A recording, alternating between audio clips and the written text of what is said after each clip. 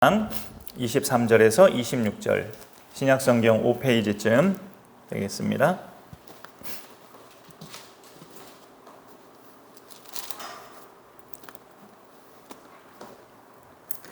우리 마태복음 5장 23절부터 26절까지 4절 같이 읽겠습니다.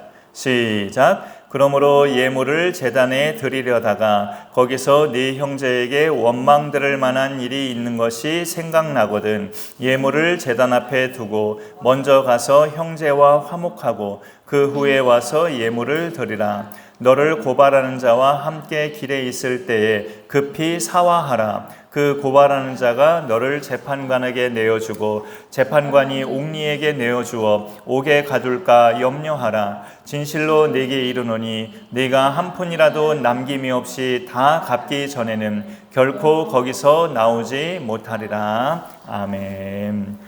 2주 전에 수요 예배 말씀 제목이 용서였는데 오늘은 그 비슷한 맥락으로 용서보다 한 단계 더 나아간 상태인 그 제목을 오늘 말씀으로 나눕니다. 화해. 용서의 그 다음 단계를 우리가 화해라고 말할 수 있어요.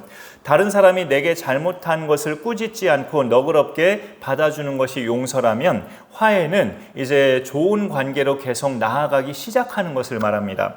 우리 그리스도인들에게 이 화해가 중요한 이유는 예수님이 우리 죄 때문에 그 십자가에서 죽으신 그 죽음을 화목제물로 죽으셨다고 말하거든요. 화목제물이 되셨다. 하나님이 우리를 사랑하사 우리 죄를 속하기 위하여 화목제물로 그 아들을 보내셨습니다. 화목제, 하나님과 인간 사이의 그 분열된 관계를 종식시키고 화평을 이루시기 위해서 죽으신 거예요.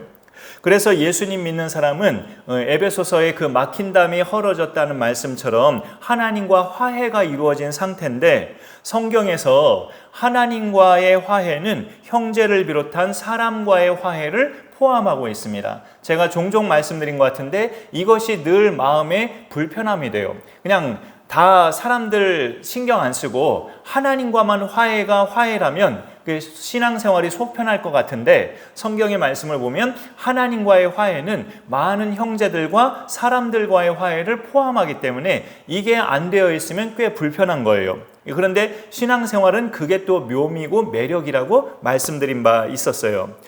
오늘 말씀 23절과 24절에 보면 이런 말씀이 있죠. 방금 전에 읽었지만 그러므로 예물을 제단에 드리려다가 거기서 네 형제에게 원망 들을 만한 일이 있는 것이 생각나거든 하나님 앞에 드리는 걸 잠깐 멈춰라. 24절에 예물을 제단 앞에 두고 먼저 가서 형제와 화목하고 그 후에 와서 예물을 드리라. 형제와 화목하는 게 하나님과의 화목이라는 의미를 여기 2절에서 예수님이 알려주고 계시는 거예요. 이런 일이 내가 하나님 앞에 나와서 예물을 드리려다가 그런 일이 생각났는데도 몰라 하고 그냥 무시하고 예물을 제단에 드린다면 그거는 하나님이 받으시는 예물이 되겠느냐라는 거죠. 몰라 하고 그냥 내가 화목을 이루어야 될 형제가 머릿속에 생각이 났는데도 무시하고 그냥 하나님 가져왔습니다 하고 예물을 드리면 그게 하나님이 기뻐 받으시는 예물이 되겠느냐라는 거죠. 예수님 말씀이 내가 하나님께 뭔가를 드릴 때 하나님께서 그 예물을 기뻐 받으시는 것도 그분과 나와의 관계가 좋은 상태일 때 하나님이 기뻐 받으시잖아요. 하나님과 내가 좋은 상태는 어떤 의미가 있을까요? 내가 다른 형제들과 좋은 상태라는 그 의미가 포함되어 있다는 거죠. 여기 말씀을 자세히 보시면요. 예수님이 하신 말씀 내가 형제를 원망할 만한 일이 있거든이 아니에요. 내가 형제를 원망할 만한 일이 있거든이 아니고 내가 형제한테 원망 들을 만한 일이 있거든 이거예요. 그러니까 내가 잘못한 거죠. 내가. 저는 이런 경우는 종종 있었어요. 예배드리기 몇 분 전에 저 자신이 다른 사람을 원망하는 마음이 이렇게 생겨서 그럴 때마다 하나님 이제 몇 분 후에 하나님께 예배드려야 되는데 제가 왜 이렇게 누구를 원망하는 마음이 있습니까? 이 마음이 사라지게 하시고 예수님의 피로 저의 이 마음을 덮어주시고 하나님께 예배드림이 방해되지 않게 하여 주옵소서. 그렇게 기도한 적이 종종 있었어요. 그런데 웃겼던 것은 그런 기도를 드린 이유가 오늘 예수님의 이 말씀 때문이었어요. 예물을 제단에 드리다가 그렇게 형제와의 불편한 관계가 생각나거든 먼저 가서 화목하고 다시 예물을 드리라. 근데 예배 드리기 몇 분 전이니까 가서 화목할 시간이 없기 때문에 그렇게 하나님 앞에 자백하는 기도는 그렇게 드렸던 생각이 나는데, 그런데 오늘 예수님의 말씀은 제가 생각한 그게 아니고 형제가 나한테 잘못한 경우가 아닌 내가 형제한테 잘못한 경우를 말씀하시는 거예요. 내가 형제한테 잘못한 경우. 어떤 형제가 나를 원망할 만한 일이 내가 생각나면 나는 예물을 제단에 드리기 전에 먼저 가서 그 형제와 화목해야 된다는 거예요. 우리가 하나님께 나아갈 때마다 내가 누군가를 원망하거나 용서하지 않는 내 완악한 마음도 물론 살펴야겠지만, 반대로 나 때문에 상처받고 나 때문에 힘들어하는 대상이 내가 떠올려진다면 그와의 관계를 회복하는 게 훨씬 더 중요하다는 거죠. 훨씬 더. 그거는 내가 잘못한 거잖아요. 내가. 그래서 그 화목을 이루는 방법이 뭐예요? 내가 가서 잘못을 비는 거죠. 내가 잘못했다. 미안합니다. 죄송합니다. 내가 비는 것이 화목을 이루는 거예요. 이 회복이 하나님께 예배드리는 것 이상으로 중요하다는 것을 예수님이 오늘 말씀하십니다. 만일 이게 이루어지지 않으면 하나님은 이사야서에서 유다 백성에게 책망하신 것과 똑같은 책망을 하실 수도 있어요. 여호와께서 말씀하시되 너희의 무수한 재물이 내게 무엇이 유익하뇨? 나는 순양의 번제와 살찐 짐승의 기름에 배불렀고 나는 수송아지나 어린 양이나 순염소의 피를 기뻐하지 아니하노라. 이사야 1장 11절의 말씀이에요. 오늘 본문 말씀 앞에 단락에 이런 말씀이 있어요. 마태복음 5장 오늘 본문의 앞에 단락 20절에 보니까 내가 너희에게 이르노니 너희 의가 서기관과 바리새인보다 더 낫지 못하면 결코 천국에 들어가지 못하리라. 서기관과 바리새인 하면 사실 예수님이 굉장히 비판하시고 안타깝게 생각하시던 대상들인데 이 말씀이 참 도전적이에요. 너희의 의가 이들보다 더 나아야 천국에 갈 수 있다. 이 말씀의 의미가 뭘까요? 너희의 의가 이들보다 더 나아야 된다는 거. 오늘 본문 말씀 뒤에 단락이 또 있죠. 오늘 본문 말씀 뒤에 단락에서 예를 들어서 이 의미예요. 27절 28절에 보니까 또 간음하지 말라 하였다는 것을 너희가 들었으나 나는 너희에게 이르노니 음욕을 품고 여자를 보는 자마다 마음에 이미 간음하였느니라. 서기관과 바리새인들은 간음하지 말라, 살인하지 말라는 계명을 행실로 온전하게 지켜요. 행실로 온전하게 지키는데 그들이 마음으로까지 그렇게 지키는지는 별개의 문제죠. 여러분이 오늘 이 자리에 예배드리러 왔는데 지금 이 시간에 하나님을 생각하시는지 다른 걸 생각하시는지는 그 몸이 와 있는 것과는 별개의 문제잖아요. 어찌 보면 저도 마찬가지고 이 바리새인과 서기관들이 정말 완벽하게 추구하는 것은 모든 율법과 계명을 지키는 것에 있어서 행동으로는 완전합니다. 행동으로는 완전해요. 그러나 너희 의가 이들보다 더 나아야 한다는 이 말씀은 결국 행동으로만 살인하지 말라, 간음하지 말라가 아니라 마음에서부터 그런 계명을 지켜야 한다는 겁니다. 마음에서부터 미워하지 말아야 된다는 거예요. 내가 단골로 미워하는 대상이 누군가를 한번 생각해 보시기 바랍니다. 여기 다 여성분들인데 나는 남자한테 뒤었다. 그런 남자가 단골로 미워하는 대상일 수 있어요. 나는 어떤 중직자, 나는 어떤 교회마다 중직자들한테 뒤었다. 그런 중직자가 내 마음속에는 미움의 단골 대상일 수가 있어요. 또 저는 목사지만 많은 성도들의 경우는 목사가 정말로 아주 미움의 대상이다. 왼수 같은 대상이다. 그런 성도들도 많이 계실 수 있어요. 그런데 그렇게 살인하지 말라를 마음에서부터 실천해야 너희가 서기관과 바리새인의 의보다 더 나은 의가 되어서 천국에 간다는 거죠. 그러니까 살인하지 말라, 간음하지 말라는 마음에서부터 지켜지는 것이 온전한 의다. 그렇게 말씀하시는 거예요. 아울러 이 예수님 말씀 너희의 의가 서기관과 바리새인보다 더 나아야 된다는 이 말씀은 이 서기관과 바리새인들은 아시겠지만 자기의예요. 자기의. 나는 이렇게 오늘도 살인하지 않았어. 나는 오늘도 이렇게 간음하지 않았어. 나는 오늘도 한 티끌도 누구의 것 훔치지 않았어 하면서 그것을 뿌듯해하는 자기의예요. 그렇지만 이 서기관과 바리새인들의 의보다 더 나은 의는 내 의가 아닌 하나님의 의를 말해요. 하나님의 의입니다. 그러니까 하나님의 의는 예수 그리스도를 내가 온전히 믿을 때 나는 철저히 죄인이고 예수 그리스도의 십자가 공로 외에는 나는 구원받을 길이 없습니다. 이렇게 철저히 인정할 때 하나님의 의가 내 안에 들어오죠. 그렇게 하나님의 의로 신앙생활을 해나갈 때 그것이 서기관과 바리새인의 의보다 훨씬 나은 의가 돼요. 그러면 그렇게 살아가면 내가 형제한테 원망 들을 만한 일이 생겼다 해도 제거할 수 있어요. 예수님의 의를 가진 사람은 그 사람과 원래부터 불편한 관계였다 해도 찾아가서 사과하는 용기가 생깁니다. 내 안에 예수의 의가 있는 사람은. 어찌 보면 대단한 용기고 참 이렇게 멋진 행동인데 그것을 사람들은 못 하잖아요. 불편한 관계에 있는 사람인데 내가 찾아가서 내가 잘못했다라고 사과한다는 게 이게 정말 적진 앞에 총알이 빗발치는 적진에 뛰어드는 것만큼 용기가 필요한 거잖아요. 그리고 오늘 말씀 25절로 넘어가 보면 비슷한 단락인데요. 너를 고발하는 자와 함께 길에 있을 때에 급히 사화하라. 그 고발하는 자가 너를 재판관에게 내어주고 재판관이 옥리에게 내어주어 네가 옥에 가둘질까 염려하라. 이런 말씀이 나와지고 있죠.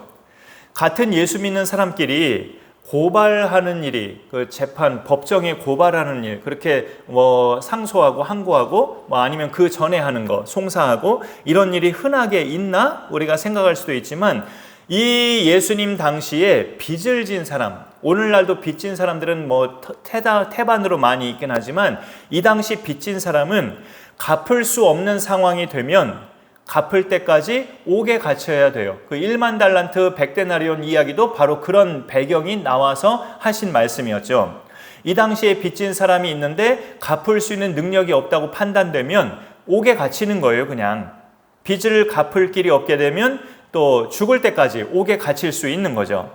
26절도 그 말씀입니다. 진실로 내게 이르노니 네가 한 푼이라도 남김이 없이 다 갚기 전에는 결코 거기서 감옥에서 나오지 못하리라 라고 예수님이 말씀하십니다. 그러니 너를 고발하려는 자를 길에서 만나거든 급히 사화하라 이렇게 말씀하는 거죠. 법으로 처리할 송사를 개인끼리 서로 좋게 풀라는 거죠. 법정으로 가기 전에. 당시 로마법의 다스림을 받는 사람은 이 원고가 있고 피고가 있고 그 둘이 함께 법정을 간다고 할 때요. 가는 중에 피고는 어떤 방법으로든 원고와 사화할 수 있을 수 있다는 거였어요. 나중에 법적인 판결이 내려지면 그 후로는 사화하는 것이 불가능해요. 그 사화한다는 말이 아까 말씀드렸죠. 그 법으로 처리할 송사를 개인끼리 서로 좋게 푼다는 것. 사화한다는 거죠. 그런데 그렇게 법적인 판결이 내려지면 그 뒤로는 사화할 수가 없기 때문에 판결이 내려지기 전에 원고와 피고가 같이 재판관에게 가면서 그 피고는 원고에게 빨리 사화하는 것이 최상의 또 좋은 선택이라고 예수님이 말씀하시는 겁니다. 그러니까 원고, 상대의 분노가 커지기 전에 이 피고는 빚이 있는 너는 불화를 해결하라는 당부예요. 성경에는 구약이나 신약이나 다투지 말라는 말씀이 종종 있는데요. 우리 그리스도인들은 평생에 걸쳐 가능한 한 이용하지 말아야 될 곳이 어디냐면 법정이에요. 법정.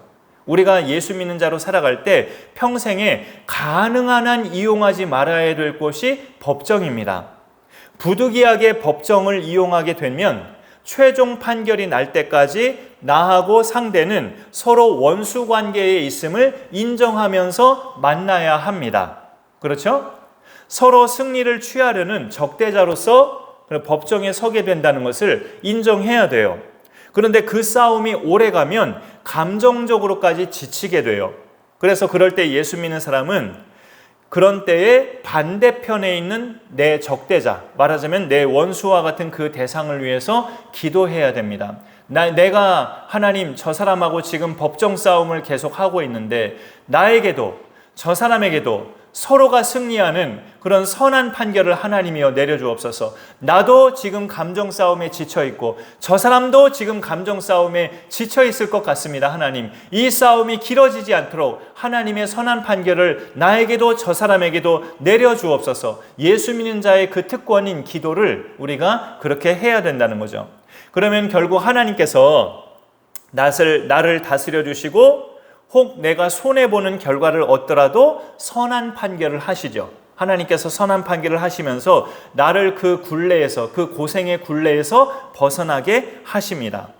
하지만 그러기까지는 굉장히 많은 에너지를 쏟아붓게 만드는 만큼 오늘 예수님의 말씀은 그러기 전에, 그렇게 서로가 지치고 많은 에너지를 쏟아붓기 전에 그 사람과 급히 사화해서 개인 대 개인으로서 해결을 보는 것이 최선의 방법이다라고 믿는 자들에게 예수님이 권하시는 거예요. 급히 사화하라. 네가 빚진 대상을 네가 길 가다 만났거든. 그 사람하고 너는 급히 사화해서 그 사람이 너를 법정에까지 끌고 가지 않도록 그 전에 조치를 취하라고 예수님이 말씀하시는 겁니다.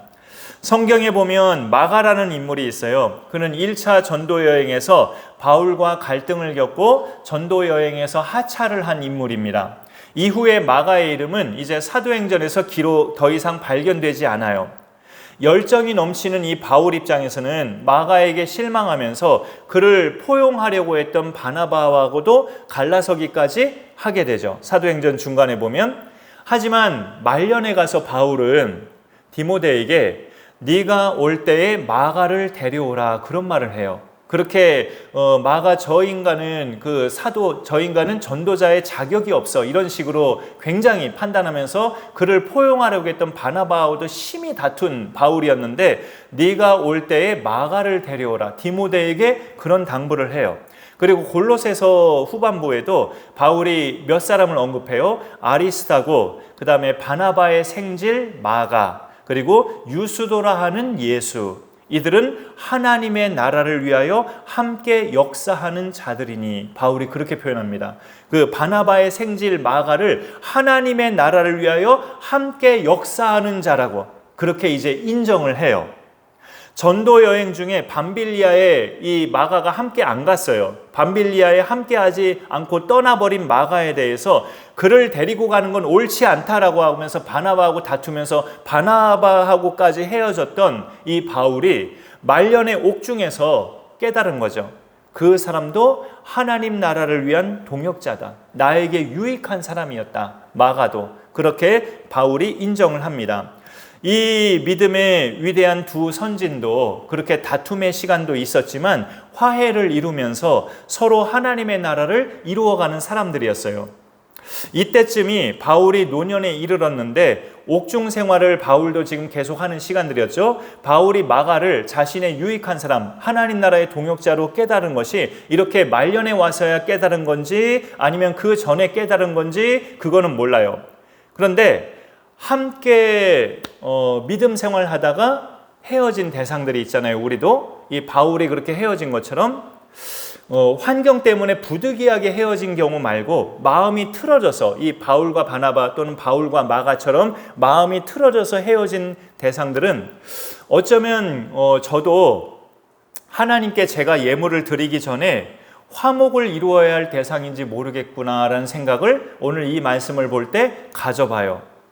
그렇게 생각하니까 이 마태복음 5장의 이 말씀이 참 실천하는 게 어찌 보면 죽는 것만큼 쉽지 않구나. 이 말씀을 실천하는 게 그런 깨달음을 가져보게 돼요.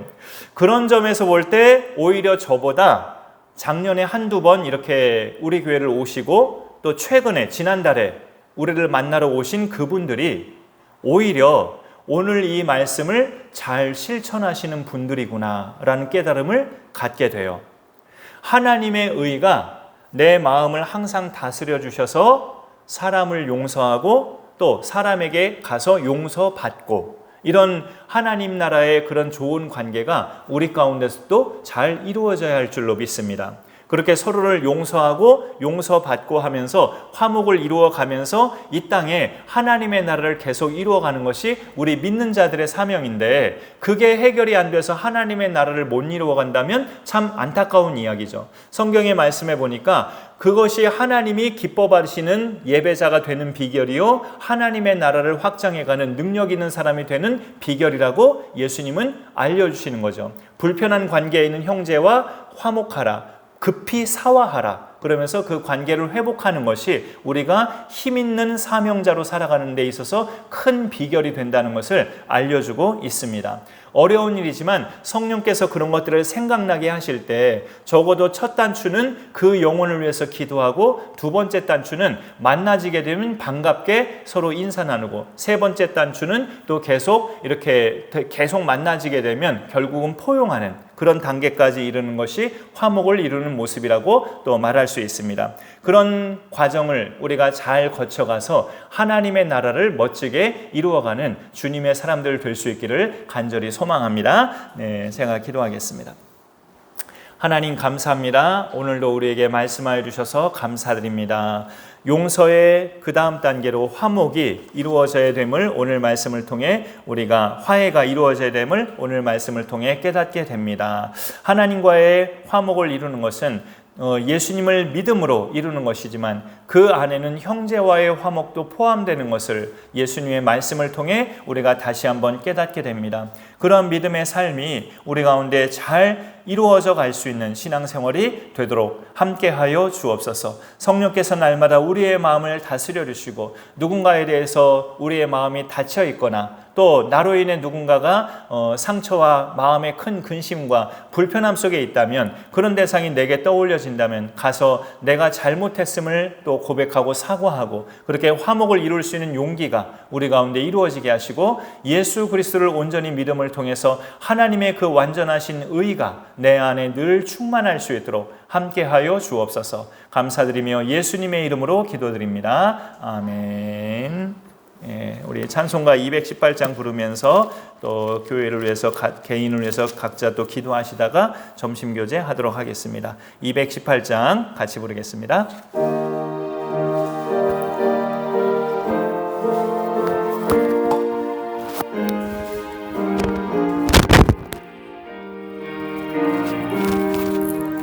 내 마음과 정성을 다하여서 주 너의 하나님을 사랑하라.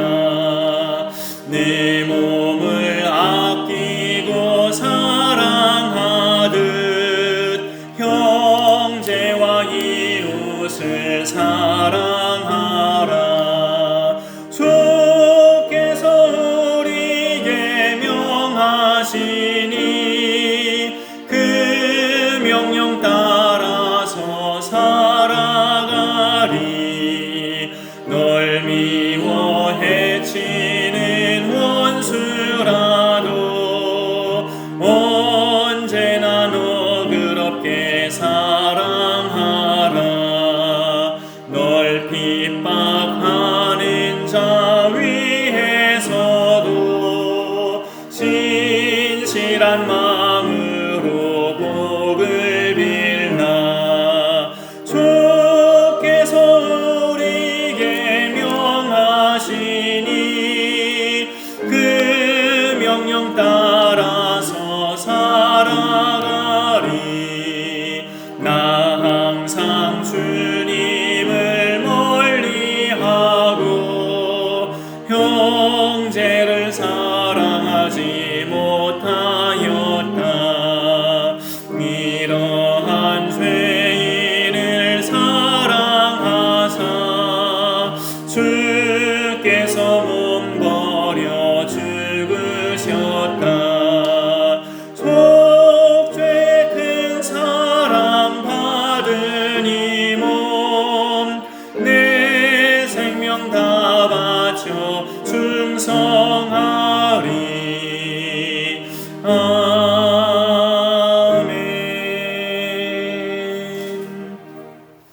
이제는 주 예수 그리스도의 은혜와 하나님 아버지의 크신 사랑과 성령님의 보호인도 교통하심이 예수 그리스도의 화목제의 그 죽으심과 같이 우리도 하나님과 사람들과의 화목을 이루며 이 땅에 하나님의 나라를 이루어가기를 소망하는 오늘 강선한 교회 모든 예배자들 머리 위에 영원토록 함께 있을지어다. 아멘.